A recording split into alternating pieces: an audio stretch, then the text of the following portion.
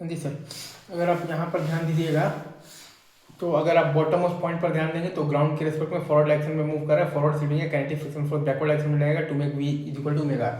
आपके पास V is greater than omega आ रहा है, तो आप बॉटम ऑफ पॉइंट पर ध्यान दीजिएगा तो ग्राउंड के रेस्पेक्ट में फॉरवर्ड डायरेक्शन में मूव कर रहा है, फॉरवर्ड स्लिपिंग है, तो kinetic friction force backward direction में रहेगा to make V is equal to omega. तो आपके पास आएगा क्या, अगर आप देखिएगा तो काइनेटिक फ्रिक्शन फोर्स जो है वो आपका पॉइंट पी से पास कर रहा है, मतलब कि काइनेटिक फ्रिक्शन फोर्स का टॉर्क जो है वो आपका पॉइंट पी के अबाउट जीरो है,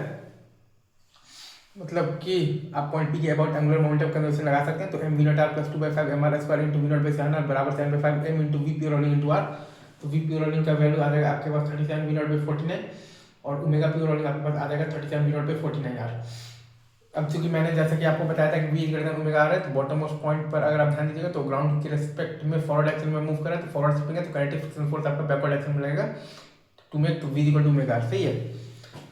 तो V at any time T आपके पास आ जाएगा V not minus mu T बराबर omega at any time T. Initial omega not है आपके पास वी नॉट बाई और प्लस साइन इसलिए क्योंकि काइनेटिक फ्रिक्शन फोर्स आपका बेसिकली ओमेगा को बढ़ाने का काम करेगा,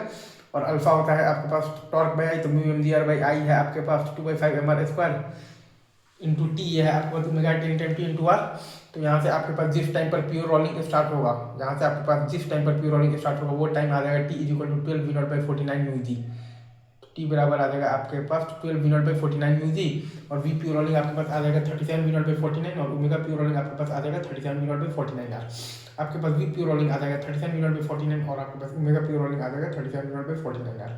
और अगर आपसे कोई बोलता है कि work done by the kinetic friction force बताइए, तो आपको लगा देना है work energy theorem 7/10 into M into, अगर आप ध्यान दीजिएगा तो वी प्योर रोलिंग का होल स्क्वायर मतलब कि 37 square by 49 square into V not square minus half M V not square plus half I है आपके पास 2/5 M R square into omega not आपके पास वी नॉट बाई 7 का होल स्क्वायर। या फिर आप चाहें तो W is equal to integral of F dot D S से भी निकाल सकते हैं। तो V minus omega into D T से आपके पास स्लिपिंग हो रहा है, तो माइनस इंटीग्रल फ्रॉम जीरो से लेकर 12 V not by 49 mu G, और V at any time T आपके पास V not minus mu G T minus omega at any time T आपके पास V not by 7 plus 5 mu M G R T by 2 M R square into R into D T से slipping हो रहा है, तो V minus omega into D T से slipping हो रहा है, और इंटू एफ है आपके पास म्यू एम जी। ये भी आप कर जैसे करें आंसर लाएं।